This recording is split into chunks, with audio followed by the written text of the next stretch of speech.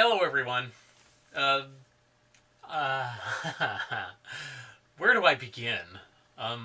There's going to be some changes coming into my life here pretty soon. Some of them not so good. I do have a friend who apparently is moving out of the country, so definitely going to be missing him. But many of them possibly quite good. And I don't want to jinx it too much by talking about it, but don't think that this is going away like right now, because this is going to be over a process of like 6 to 9 months, and I don't want to jinx it too much by talking about it. But it does look like things are going to start getting better for me over the next year or so. So I'm all excited about that. What the hell? Don't worry about it. I'm distracted. I should probably have my laptop shut while I'm doing this so that I don't get distracted by crap like that. But yeah, I'm living in exciting times right now. So yeah, part of me wants to say that I'm kind of working on a confirmed bachelor's, and I guess I'm in this for the long haul because I just keep coming up with more and more ideas for it. I just keep coming up with more writing ideas and such. Just like these characters are just kind of ingrained in me. So, but yes, because everything seems to be changing right now, I think that right now is the time to look for another actor to play Oliver, because I've been looking for one for a while. I've been trying to get one for a while, but I haven't really been trying hard enough. But I think it's really time for me to start putting myself out there about that, because this looks like it's something that, I don't know, maybe I'm just on a high of, optimism right now, but I do think that this is something that could actually happen. So, with that said, yeah, I don't have anything to taste right now. I was going to have another thing to talk about, and that thing that I'm going to talk about right now is a little something I call my weird school. Because the things that I would see on television were just... I was conscious at a very early age that TV was not reality. Because everyone on TV lived in a house with stairs. And everyone I knew, unless they were really old or really rich, lived on a single story house. And in fact, all the schools on TV were, there was always a staircase in these schools. There were always 2 floors, at least. And every school that I've ever been to, including my college, was all on 1 floor. Well, the college is kind of different because it was all over the place, and you did have to go up some stairs, or at least, up some hills to get to the other buildings, because it was a campus on multiple buildings, and technically my high school was also like on multiple buildings, but it was all on one level plane. It's like there wasn't a building with multiple stories. But this is not my weird school. My high school was not weird. My junior high school was not weird. My elementary school apparently was very weird, because anytime it didn't seem weird to me at the time, because, it's just all you know. But anytime I describe my elementary school, people start looking at me like I have 2 heads. Because everything about it goes against anything anyone is used to about a school. Because, first of all, what got me thinking about this is I'm doing my friend Larry, whose whose YouTube site you should all go to. He's really talented. That's Larry Cox. He lives up in Sacramento. And he got me on to doing this 7 Days of 70s thing, where I just post a different song from the 1970s each day for an entire week. And why I'm talking about this is I kind of thought, I had this feeling that the 80s started in 1979.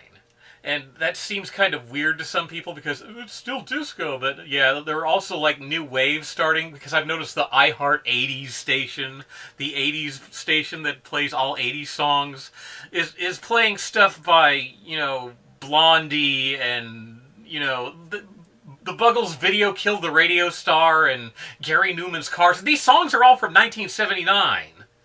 Uh, what Pop Music by M? That's from 1979. Rock With You by Michael Jackson. That's still a disco song. And they're playing it on the 80s station. And the Off the Wall album is from 1979, so... But yeah, it got me thinking that I just have this in my head. That the 80s started in 1979. And that's because... Not because of any cultural thing, but because of school. Because of elementary school. It's...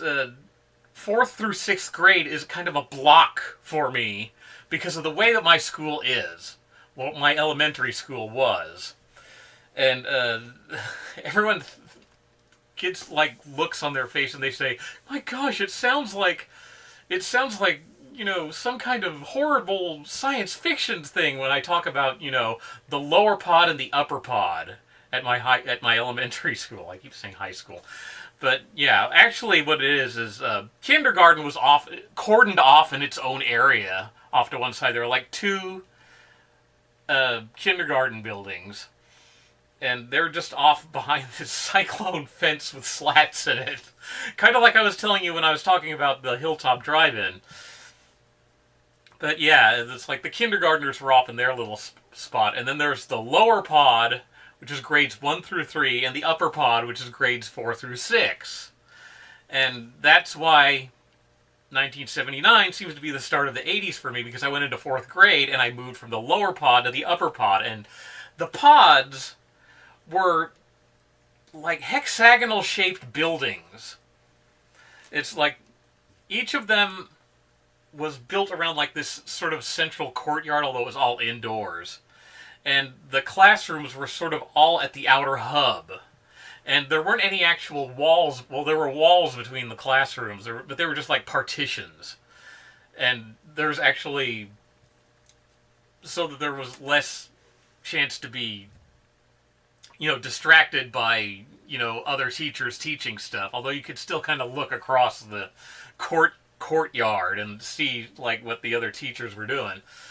But, yeah, there was an unused classroom in between the 2 classrooms that were being taught. There were actually 3, because the grades 1, 2, and 3, or grades 4, 5, and 6. But yeah, there was another classroom in between that acted as kind of like a buffer zone, and there was also like a hallway that went through the middle. And I can't remember, it's like either the lower... it had to have been the upper pod, where the library was located, like, in the courtyard part itself. And we'd have, like, the auditorium. Anytime we'd have an assembly, it would be... We would use, like, the center courtyard area as a... like an auditorium.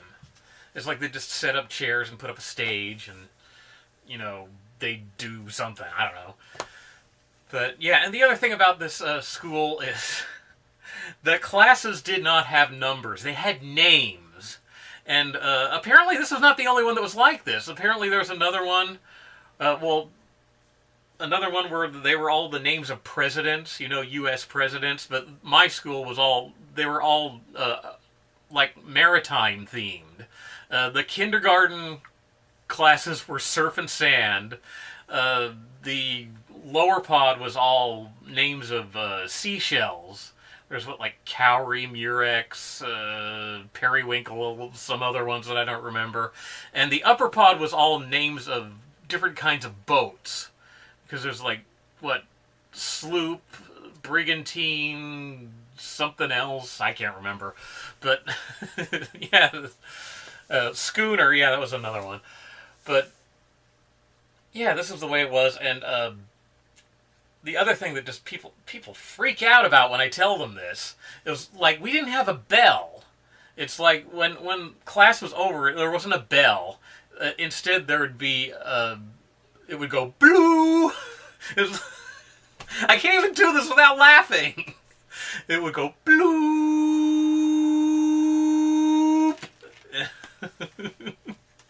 And everyone just like says, "My God, this is like something out of George Orwell or something." It's just like, just all I knew.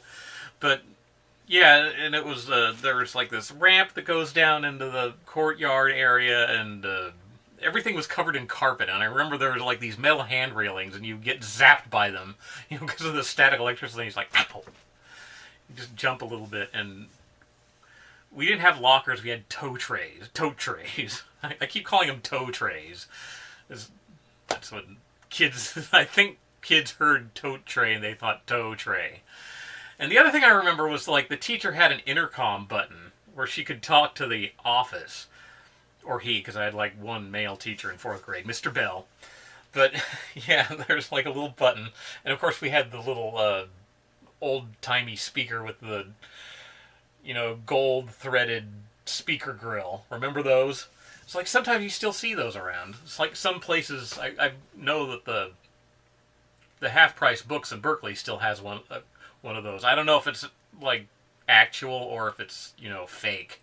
It's just they got some grill cloth and they got a new speaker and made it look old just from the vintage grill cloth. I don't know, but yeah, there was like a little grill cloth over that, and then the teacher would like press the intercom button, and the secretary would go office, and like it would come back and it would sound like oh. The other thing I remember was the clock, which didn't have a second hand on it, but the thing would move forward minute by minute. It would go, and it would kind of go backwards a little bit, which is really sadistic if you're a kid in school and you're just waiting for that clock to be 3, just to see it go chunk chunk. And it would do that. It would go chunk chunk. It would make these really chunk loud noises. And finally, we didn't have desks arranged in rows like you see in every school, like I had from junior high to high school, and even in college. But they were just had like these tables, and they were long tables, and they had like little wedge. They kind of came out. They were kind of like not a parallelogram, because a parallelogram's like, I guess like trapezoid. They were like a trapezoid, and you could put them together and arrange them in a circle, so they would be shaped like the building is outside, but just hooked up together. So there was just a big like hexagon like the building, and we just put our tote trays underneath, and we had those just vinyl chairs.